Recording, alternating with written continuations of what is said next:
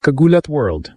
Habang abala ang tennis world sa clay season, isang balita ang biglang sumabog at nagpaingay hindi lang sa Pilipinas kundi sa buong Europe. Hindi na chismis, hindi na haka-haka. Official na official, nakapasok si Alex Ayala sa main draw ng Roland Garros 2026. At ang pinakamalupit, hindi siya dumaan sa qualifiers. Walang wildcard. Direktang pasok, pure ranking, pure earned. Ito na yung moment na matagal nang hinihintay ng Philippine tennis. Isipin mo to. Isang 20 anyos na Filipina, galing Quezon City, ngayon ay officially kabilang na sa 128 best players sa clay courts ng Paris. Ito na ang pangalawang sunod na taon na makikita natin siya sa main draw ng Roland Garros. Pero ibang-iba na ang sitwasyon ngayon. Hindi na siya rookie. Hindi na siya lucky entry. Ngayon, isa na siyang legit top 50 player na may pangalan na sa WTA Tour. Paano nangyari to? Simple pero brutal ang sistema ng tennis. Ranking-based, at based sa pinakahuling WTA rankings nitong April 2026, nasa paligid ng number 45 si Alex. Kahit bumaba siya mula sa kanyang career high na number 29 noong March, sapat pa rin ito para makapasok sa main draw cutoff ng Roland Garros, na kadalasang nasa top 120 range depende sa withdrawals. Ibig sabihin, hindi siya nakalusot. Karapat-dapat siya. Ito ang malaking kaibahan ng 2024, 2025 at ngayon.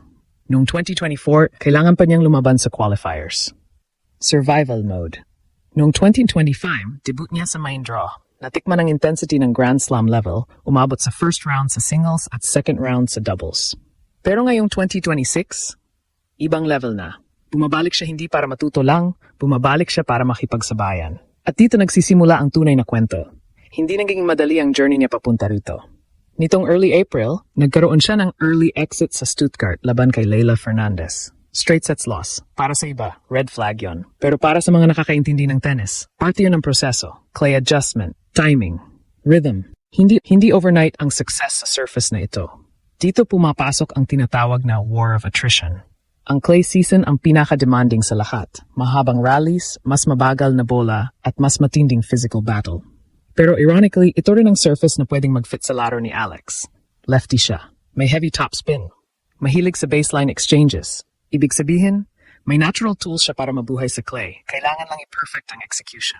At hindi rin basta-basta ang preparation niya. Nag-training siya sa Rafa Nadal Academy, isang lugar na kilala sa paghubog ng clay court warriors. Hindi coincidence yan. Strategic move yan. Kung gusto mong mag-survive sa Roland Garros, kailangan mong matuto sa mga eksperto sa clay. At walang mas malaking pangalan doon kaysa kay Rafael Nadal. Ngayon, papasok siya sa pinakamalaking test ng kanyang clay season. May 24th hanggang June 7th ang window ng Roland Garros. Doon magsisimula ang laban.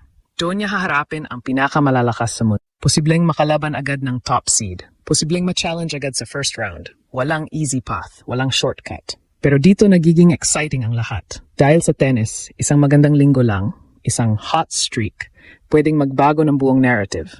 Kung makakuha siya ng momentum, kung mag-click ang kanyang game sa tamang oras, hindi imposible ang breakthrough run. Round of 64, solid. Round of 32, malaking statement. At kung lalampas pa dun, ibang usapan na yon. Pero higit sa results, may mas malalim na impact ang kanyang pagpasok. Ito ang patunay na may Pilipina na kayang tumayo sa Grand Slam stage, hindi bilang underdog lang, kundi bilang contender na may respeto na sa tour. Siya na ang mukha ng Philippine tennis. Siya ang blueprint para sa susunod na henerasyon. Isipin mo, mga batang Pinay na nanonood ngayon, may nakikita na silang posible. Hindi na lang pangarap. Reality na. At habang papalapit ang Roland Garros draw ceremony, isang tanong ang umiikot sa lahat. Handa na ba si Alex para sa susunod na level? Dahil ang Roland Garros ay hindi lang tournament. Isa itong battlefield. Dito sinusubok ang tibay ng katawan, lakas ng loob at consistency ng laro. At dito rin ginagawa ang mga alamat.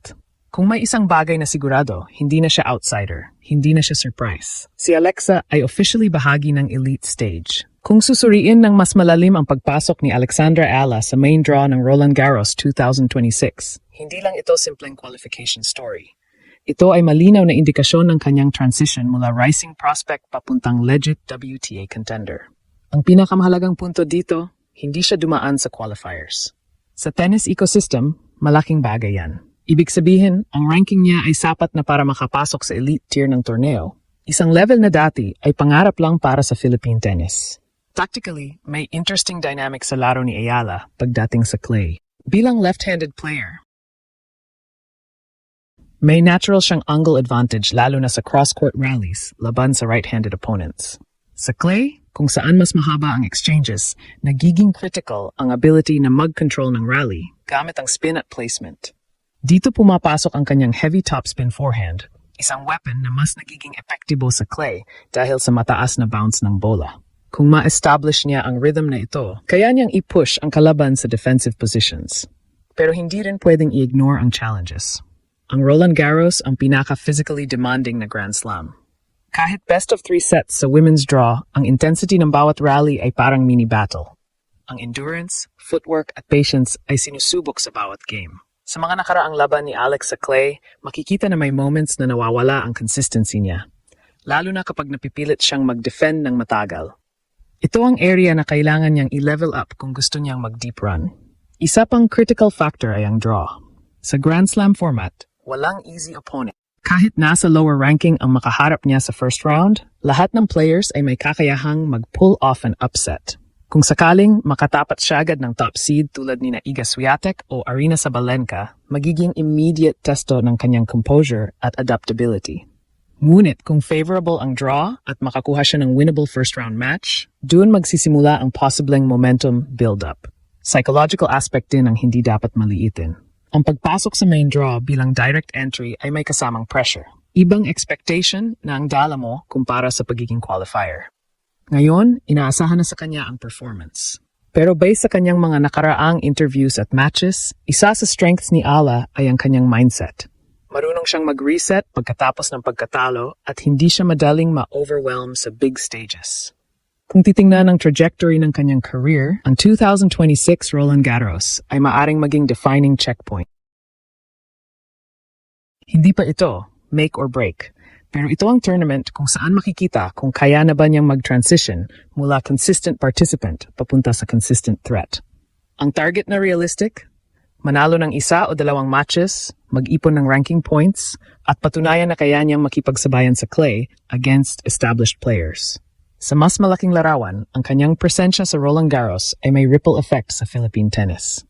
Habang tumataas ang visibility niya sa Grand Slam level, mas lumalaki ang posibilidad na mas maraming young athletes ang ma-inspire na pasukin ang sport.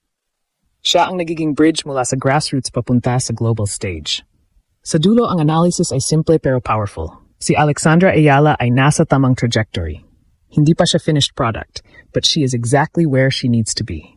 At sa isang torneo tulad ng Roland Garros, minsan isang breakout performance lang ang kailangan para tuluyang magbago ang tingin ng buong mundo sa isang player.